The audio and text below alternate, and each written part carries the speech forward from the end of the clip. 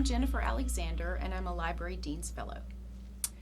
On November 12, 1947, Tennessee Judge Hugh C. Anderson received a new appointment that would change his life irrevocably.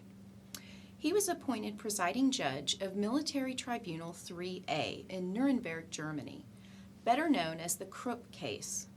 This was one of 3 Nuremberg trials against industrialists in Nazi Germany. The U.S. Office Chief of Counsel for War Crimes had indicted Alfried Krupp von Bohlen und Halbach and 11 other top officials of the Krupp firm of war crimes and crimes against humanity. 50 archival boxes of Judge Anderson's donated trial materials reside in a basement of Vanderbilt's law library. As a Library Dean's Fellow, my 2-semester project is to digitize this collection and provide supplemental narrative context for it. Ultimately, I will create an encoded archival description, an EAD, that will be accessible online to researchers and the broader public. EAD is the standard protocol for encoding a finding aid for online use. My primary task for this first semester was to create a finding aid. Next semester, I'll develop the EAD and accompanying web interface with the help of several tech experts and archivists here at Vandy. I learned that a finding aid is a document that gives a detailed description of what's in a particular archival collection. It's like a guide.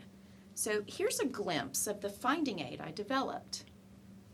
It includes a biographical sketch of Judge Anderson, a scope and content note with information about the collection's size and the type, condition, and dating of materials, and a series listing of boxes and folders.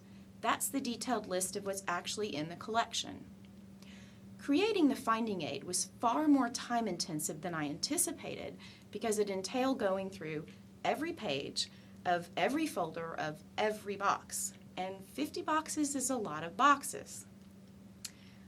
I verified exactly what was in each box and determined what was missing or misplaced.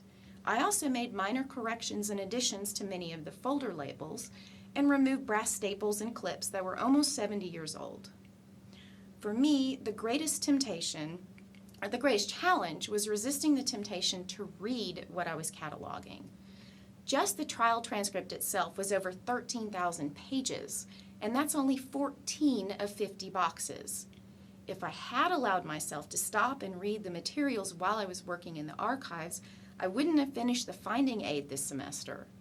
Fortunately, now that I have finished it, I have more time to read both primary and secondary materials as I develop the supplemental narrative context for the EAD. Of course, I did some reading along the way.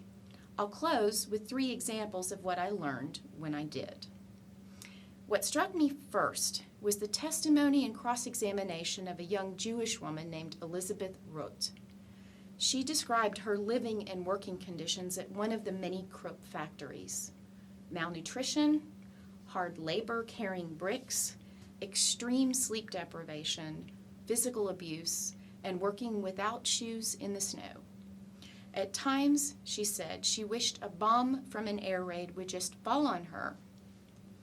And those air raids, in fact, did kill some slave laborers at Krupp who never had adequate air raid protection. And since Krupp was Germany's primary armament manufacturer, Krupp factories were specifically targeted and bombed heavily by Allied forces. A second discovery was that many foreigners, prisoners of war, and even children were forcibly taken and used as slave labor. This photo shows a page of the work permits of just 3 of those children. The close-up of the little boy with an oversized jacket and the Nazi eagle and swastika in the background really struck me as a mother. This little boy was 12 when the photo was taken. His name was Ivan Chipurnich. Finally, in boxes 45 and 46, there are 2 folders with Judge Anderson's personal correspondence. I read it all. He experienced a level of mental and physical exhaustion, including an ulcer that flared up throughout the trial that he'd never before faced. He longed to go home to Tennessee and never leave again. It's discoveries like these that make archival work and especially these Krupp materials, so compelling for me.